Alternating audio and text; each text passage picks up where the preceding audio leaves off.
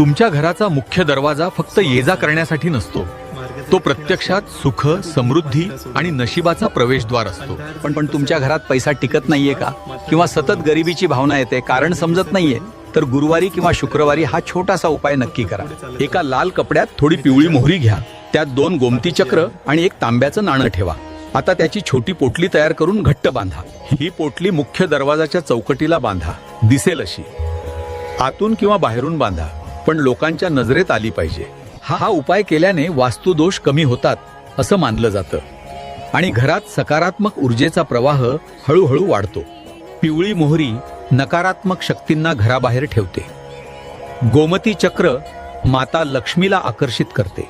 ज्या उंबरठ्यावर हा उपाय होतो तिथे गरिबी थांबत नाही, अडकलेली कामे मार्गी लागतात आणि मन हलके होते.